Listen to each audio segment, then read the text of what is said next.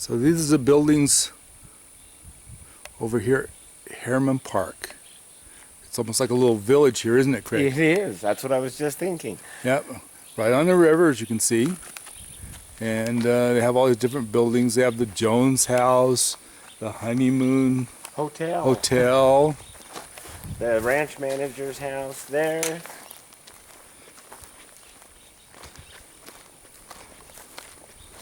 We're going on a little tour here, so yeah, see there's the ranch manager's house right there. See, if I was a tour guide, I'd go, we're walking. Look, they have bicycle racks, and they have bicycles in them too. Oh, it's because that is a rental facility, so I'm willing to believe that belongs to the renters. Oh, there you go. Very good. Hey, I can read. Yeah, there you go. See, we're on top of stuff here. But this is definitely a very picturesque place. It is. And it's very well managed and cared for. And so it's definitely a place we're seeing out here at Harriman Park. I would agree. This is another first for Craig. Oh, first for Craig, the first time he's been over here at Harriman Park. There's the boys' house. Oh, is there a girl's house? I don't know. But there's the boys' house. There is, definitely. Oh, and here, over here this way, ranch office. Is the ranch office. Or the park employee residence, whichever you want it to be. Oh, is that the dining lounge? The dining cottage. The dining cottage. Yep, there's the dining cottage right there. So, not a lot of dining going on right now, however. No. So there's none of that. Which is too bad because I'm kind of hungry, actually. Yeah. I could use a little dining right now. Can we order out? Sure. Will somebody deliver? No, not out here. And then, look, there's the Harriman Cottage. I'm disappointed there's no girls' cabin. I think the girls' room with the boys' cabin. Oh, not back then. Oh, no, they were always well behaved. It's a pine tree. It is. Goes along with all the other pine trees around, right? Yeah. Well, you know, the good thing... That is a pretty pine tree. It is. You know, I mean, when you get your new house built, there's your first Christmas tree right there, buddy. Right. In my dreams. You're going to need a bigger house. I will need a bigger house. There you go. That's why I plan on planting a Christmas tree farm. And there's the cookhouse. Oh, hey. There you go. Now closer to dinner. Now is it the cookhouse because the cooks would cook there, or because the people were named Cook that lived there? I am going to go with A. Or is it because there's no air conditioning and so everybody cooked when they lived there? Exactly. That could have been it too.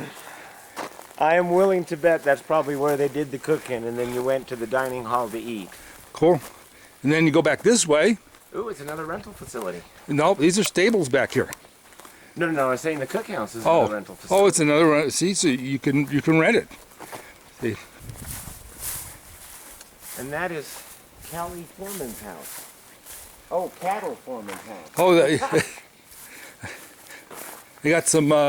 They got some old stuff in here. Yeah, got an old. It's an old wagon. And there's some other remnants of wagons with skis on them over here. An era gone by. Yeah. There's an old tractor-y type thing. Oh yeah. But some kind of a woodcutter maybe with the blade in the back. Yeah, it looks like a mobile. Oh, you know what it is? It's a motorized. It's a mobile sawmill. It's a hand-made saw. Yes. It's yeah. They use the car engine to. It's a trailer.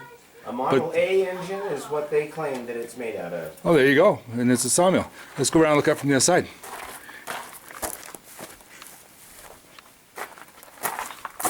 Ooh. And they say it still runs today. Oh, there it goes. You can see the blade there on the back, and it's kind of like a little sawmill thing. And there's a sign here that talks about it when it's got it's like bat crap all over it, but that's okay. Is that what that is? Okay, guano. Yeah, well. Oh, Hi, I'm Mike Bogden, and Craig Neville. and this is the Island Park Weekly Weather Report for... Wednesday, June 22nd, 2020. He does such a good job of I that. do. You know, I mean, without him, I wouldn't know what day it is. And we're coming to you from the lovely and spectacular Harriman State Park. It is pretty. And now Harriman State Park was actually originally a ranch for the very wealthy from New York, the Guggenheims, the Vanderbilts, all those people like that. They all came over here in the summertime, did some hunting, and in the fall or whatever, did some hunting and stuff up here, and they built a lot of these cabins. And then when the old money kind of died off, then and they decided to quit hunting so much, they ended up donating to the state of Idaho and created Harriman State Park. Which is dedicated to the preservation of the wildlife of the area, the environment, and also the buildings and the heritage of the park itself, which is actually pretty cool. And it's a good study in history that you can see where the New York money went in the summer and fall to have a vacation. Yes. So it's right here on the banks of the Henridge Fork of the Snake River. Yeah. And there's geese and swans and all kinds of stuff swimming around in the water and everything. But it's a beautiful place. It's also an elk refuge. So, you know, what happens is if you're on the wrong side of the river, you can't hunt the elk because the elk are in the park. And they're protected.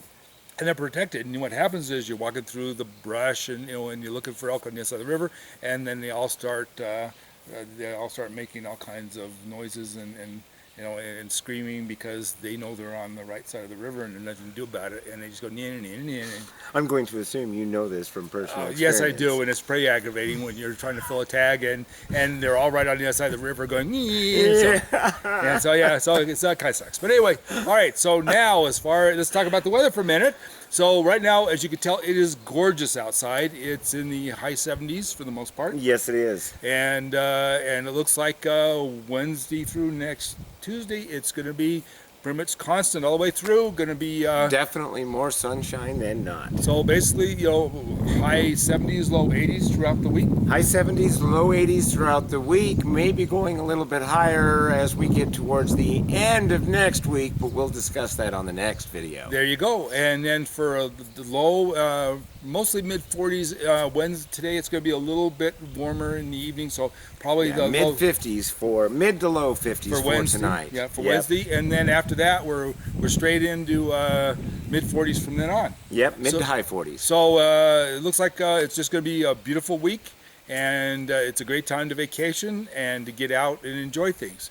So you know, and we just want to give you another idea of some of the things you can see while you're in Island Park. But first, slight chance. Very slight chance of some afternoon thunderstorms for Thursday and Friday. Now, how slight was that chance? 10 to 20%. So, like, I mean, so that kind of slight. So Yes. very slight. Okay, Yes. all right. So all right. So with that, let's talk. We want to talk a little bit about a little safety issue while we're discussing this, and that is driving and vehicle operation. We're having several accidents, including several fatalities around the caldera, in the area coming up to the caldera, because people are driving like idiots. Yes.